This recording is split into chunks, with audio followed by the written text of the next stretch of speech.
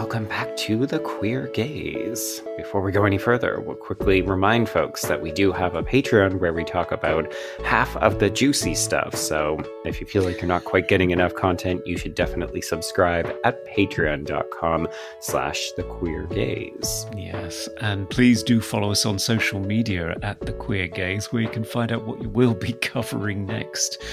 And we've changed topics this time, Joe.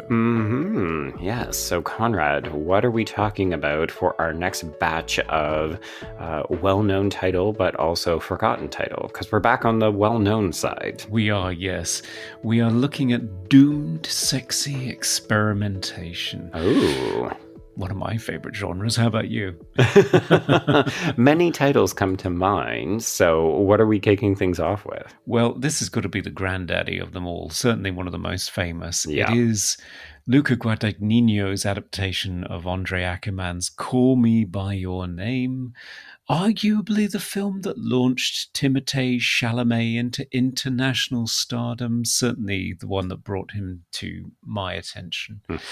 It's a coming-of-age romantic drama set in the 1980s and in northern Italy. So, yes, prepare yourself for dreamy summer afternoons, fresh fruit, sitting by the pool, yes, and falling in love with an older man, a student who arrives into the home of Elio, who is played by Timothée Chalamet, and the student being Oliver, played by Armie Hammer, into the home of Michael Stuhlbarg, if I'm pronouncing that correctly, Mr. Perlman, or Elio's dad, and Amira Kazar as mum.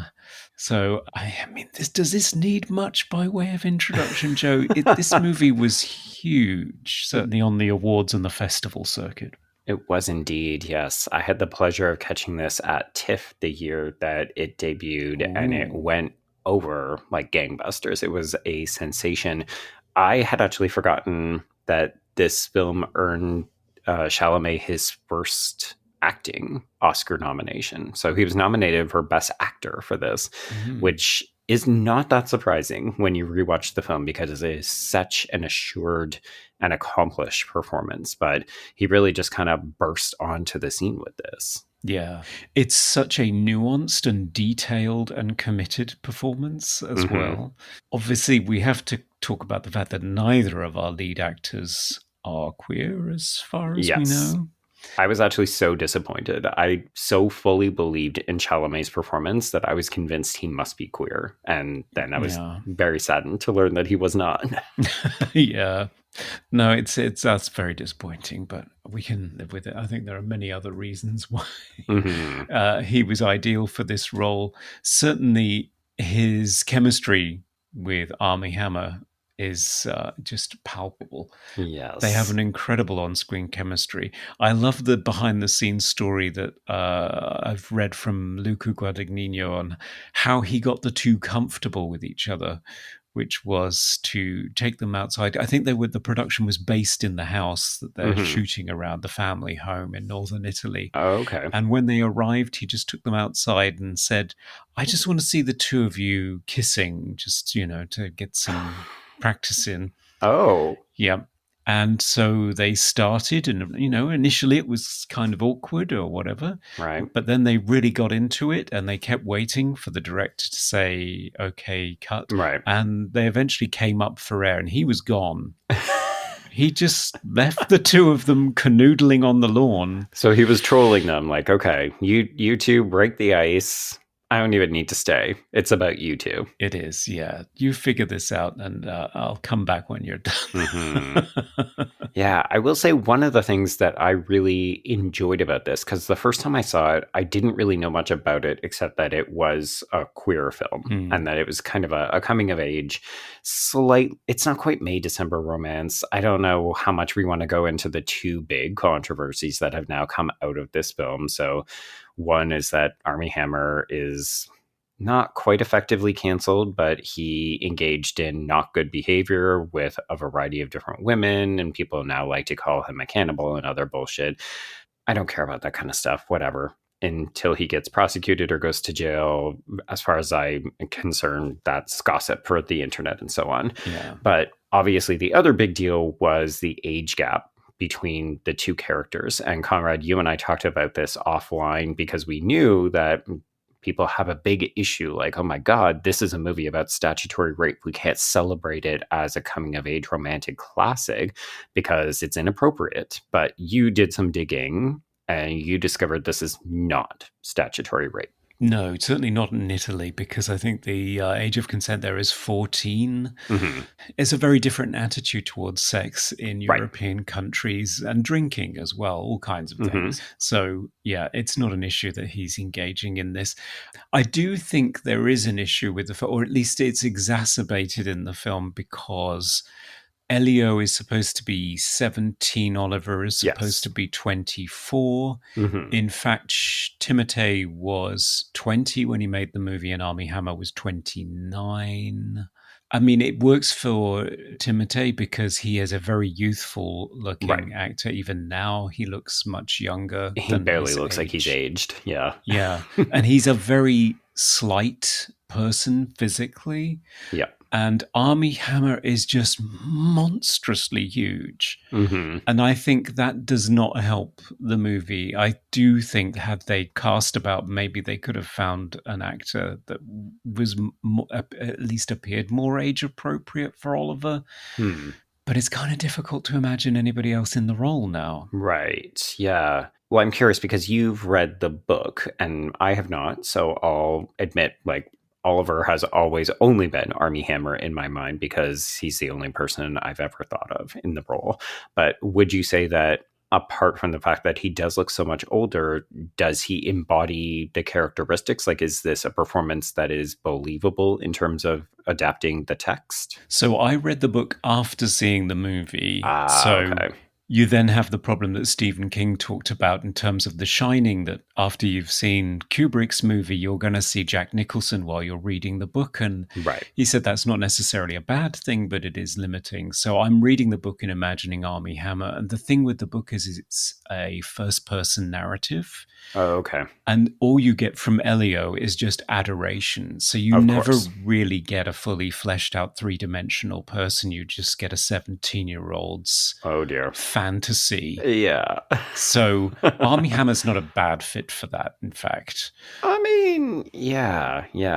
And of course, folks, we talk about the sexy bits among, the controversies and other things when we go over to Patreon. So if you want to hear us talk about the peach and the other stuff, that's where we'll be unpacking it in greater detail. But I will say you started off the top by talking about how these two actors had such good chemistry. And I really do think that that's one of the things, apart from just how technically flawless this movie is in terms of its construction, but the two lead performances are so easy to emotionally invest in. Like, I really feel deeply about the romance, about how it pushes and pulls in that classic screwball comedy kind of way where, we're antagonistic to each other. What if I don't like him by the end of the 6-week run? Except, oops, we're finding constant reasons to touch each other or push each other or do other things.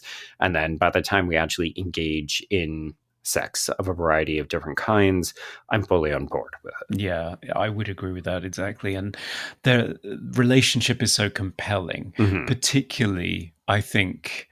I mean, Armie Hammer gets to do more with Oliver than the book does because he is such a sort of remote fantasy figure in the book, whereas Armie Hammer gets to show his vulnerability. So after they consummate their relationship, there is a moment of hesitancy and vulnerability, and he's worried the morning after, and that's not something that is in the book at all. I mean, Elio's a teenager. He doesn't really think about what Oliver thinks about at all.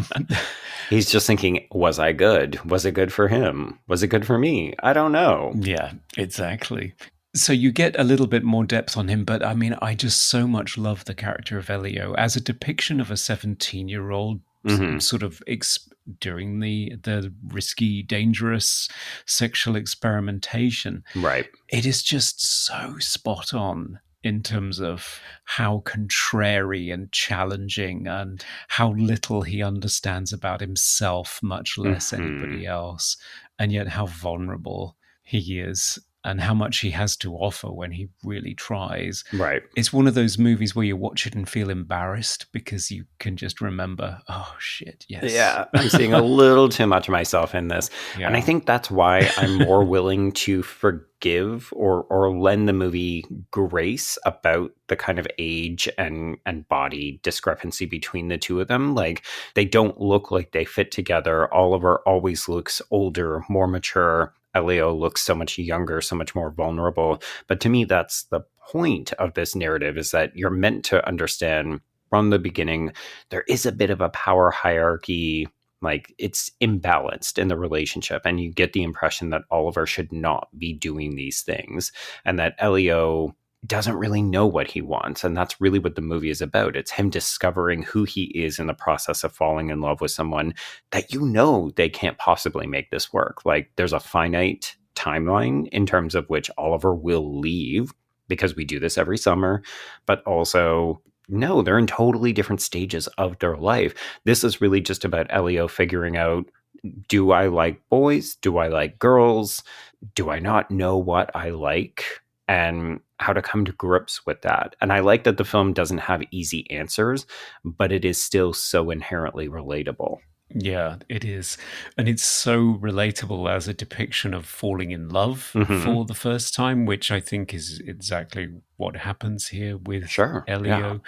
And the intensity of it.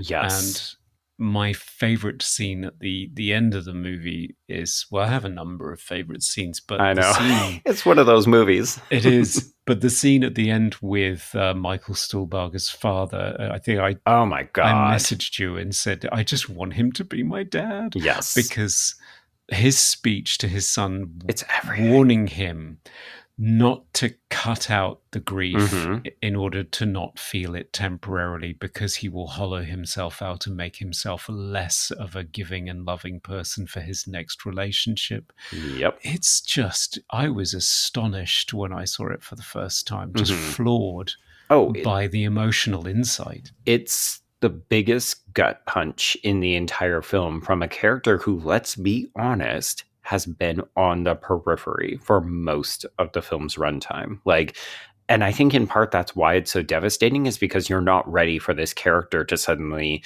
move into the spotlight, absolutely command it, and offer the most sage advice. And I love that there's embedded queerness in this. You know, there's an acknowledgement that I was in your position, but I never had the guts to go through with it, which I think is just so quietly interesting. But that advice, I mean, take that to the fucking bank in real life for all of your romantic relationships. Like, because it's really, really hard to get your heart broken and then just say, I want to be done with this. I don't want to live in this experience anymore, which is what Elio is going through the minute that Oliver gets on that train. But I love this idea that, you know, you don't want to erase that. That's a part of the relationship. It will make you a better partner in the future. Genius. It is, yeah. And of course, the famous closing scene of the film is Timothée Chalamet sat in the foreground. He's looking at a fireplace after having had a phone call with Oliver, and he is just thinking about the relationship, and you just watch it play out over his face as the credits roll, and you listen to, I've never known how to pronounce this. Is it Sufjan Stevens? Yeah, Sufjan Stevens. Sufjan, yeah. Beautiful song that he wrote for the movie and was nominated for an Oscar too. Yeah, which Timothée was listening to in his earpiece. Oh, really? Interesting. Okay. While he's playing that scene out. Yeah. So just watching him think about their relationship and work through, to sort of go through the 7 stages of grief during the course of an end credit sequence. Yeah. Yeah. It's hugely powerful. I remember people being so confronted. You know, I had the pleasure of seeing this with a very packed crowd at a film festival, and typically people are rushing off to get to their next movie because, you know, you've got a packed schedule, you've got to file a review, maybe your seat isn't assigned, so you need to get in line or something. And people were, a lot of people were glued to their seats just watching. I think in part because you're not sure whether that's the end. Are we going to get more? Are we going to get something else from him? And after a while, you just kind of realize, oh, we need to sit in this moment and maybe grieve the end of this relationship and the end of this film, because we have been on a romantic journey with it as well. Yeah. And the thing about this film is because the sense of time and place is so intense. You feel like you've been on vacation while you've been watching the movie. Right. The quality of the light, the slow, dissolved transitions to give it such a relaxed pace.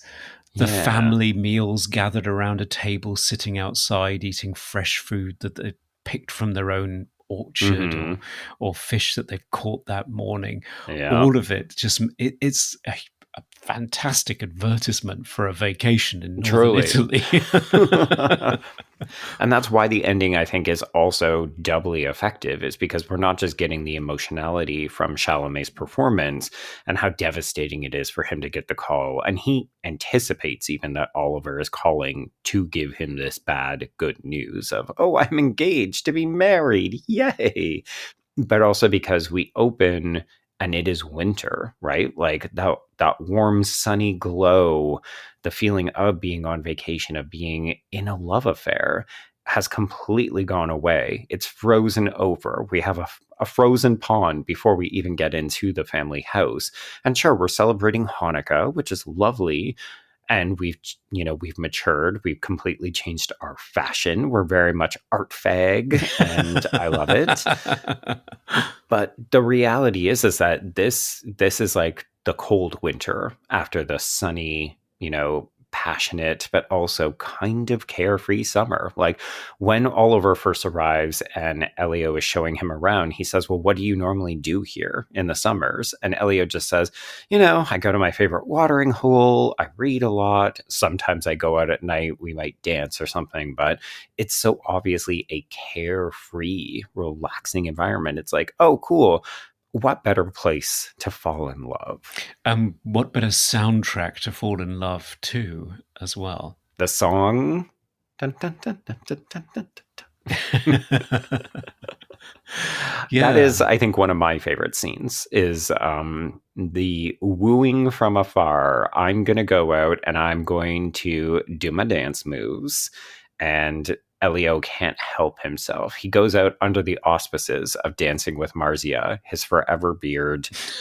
That poor girl Marzia, that he just abuses so badly throughout the course of this film in the process of figuring out who and what he likes. But I love that Timothée Chalamet doesn't take dance lessons, apparently, until he needs to learn how to do it for Wonka. But the kid has some moves in this movie. He's constantly entering rooms and dancing down hallways. But that is such a mating call. Like, I'm trying to get your attention, even though I'm definitely over here dancing with this girl, but also secretly look at me. Yeah. Oh, yeah. So much. He's peacocking all over the place. Bless him. Perfect term. Perfect. And I do love one of my other favorite scenes, a scene in the town square where he surreptitiously tells Oliver that he's a virgin, I think, but also intimates that he is interested in him. There's the, are you saying what I think you are saying? Yeah. There's a multiplicity of readings to that, isn't there? Because I think you could read it as I'm a virgin, full stop. And then I think there's I'm a virgin with men, full stop. And then there's the I'm a virgin in both respects. And also I would not like to be one with you. Yes, I think so. Yeah, those layers are all there. And I just love that when Oliver asks him that question, he doesn't verbalize an answer. He just does this coquettish little twist around the waist from side to side whilst looking up at him, sort of Princess Diana doe eyes, from under the hairstyle. I just love it. The body language is just, every single moment in it is so well chosen. I think. Yeah, it's surprisingly nonverbal. Like, I'd forgotten how little Elio actually talks. And when he does talk, he's being a petulant, bratty fucking teen a lot of the time. Yeah, he is. But his body language is saying way different things. Like the fact that the conversation with his father after Oliver has gone begins with them very far separated on the family couch.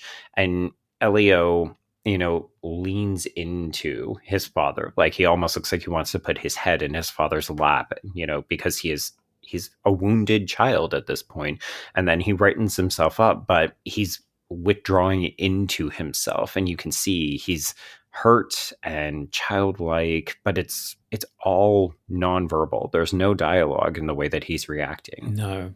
And so much of the film plays out that way.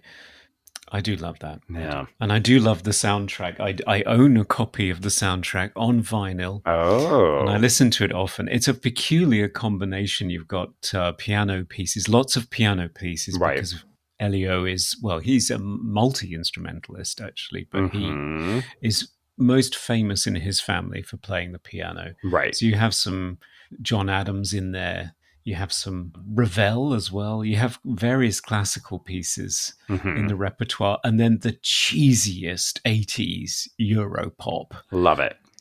Love it. Absolutely love it.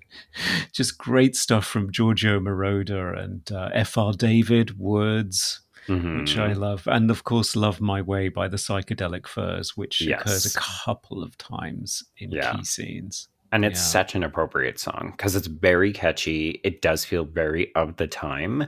And yet, I don't know, it feels like a good soundtrack that you could hide behind, right? Like, oh, well, everyone knows the song, likes the song, makes you want to get up and dance. Why don't you come dance with me? Absolutely. Even in the street when you're drunk. I really like that scene because I'm a fan of repeated visual motifs or kind of cyclical storytelling. So, you know, I think it can be done really badly if things just kind of repeat or recur and they lose their meaning. But especially, you know, we're so focused on that song as their sort of initial dance around each other. Hey, I'm peacocking, pay attention to me. But it's also really like the kind of genesis where they start to come together. And then by the time that they're on vacation with each other and it's supposed to be romance, it's our last hurrah. And then Oliver uses the opportunity to go and dance with some random woman. And it's so telling, right? Because this is what Oliver will eventually do to Elio. He will treat you this way. He will leave you for a woman and you will be heartbroken. Yeah. And maybe vomit. Yeah. And you'll have a scene at a train station because one thing we've learned on this project, Joe, is... I love it. We do love saying goodbye to each other at train stations. I wonder, do you... Because we've clocked this so many times now, and we've never really understood why, apart from, you know, the visual element of it, right? Like there's something very satisfying about saying these characters are going on multiple journeys. One of them is literal because they're boarding a train and they're leaving. And it's also very European. But I wonder, do you think that it's also just deeply romantic and that's why we use it? I think it is. Yeah, I think it has been ever since Brief Encounter and Rachmaninoff. I don't think we can escape the illusions there. It's also a place of transition, as we've talked about before. Yeah. And I think that plays very heavily into these texts. And also because so many of the films that we've watched have been about very young people having sort of emerging sexual experiences at a young age. The use of public transport when you're not able to drive and you can't do things yourself, I think that it's just inevitable. Yeah. So many of our key symbols have come up over and over again. We've got the train station. We've got the clothes, sniffing clothes. Yep, I thought of that as well. And we have the wound. We always have to have a wound that requires touching. Although for some reason the nosebleed results in a foot massage. So it's kind of baffling. I get it. I think he's doing the parts of your foot correspond to parts of your body. So if I touch your foot here, it might stop the blood flow. But yeah, I mean, you watch that scene knowing where these two are headed and the nature of their relationship. And it just feels like such a blatant, oh, well, you're hurting. Let me touch you. Let me give you a foot rub. Let me, I'm reminded of Samuel L. Jackson talking about foot massages in Pulp Fiction. There's only one direction this is headed. Indeed, yeah. It's a funny moment. But that also seems like maybe a good moment for us to segue into some other discussions of physicality.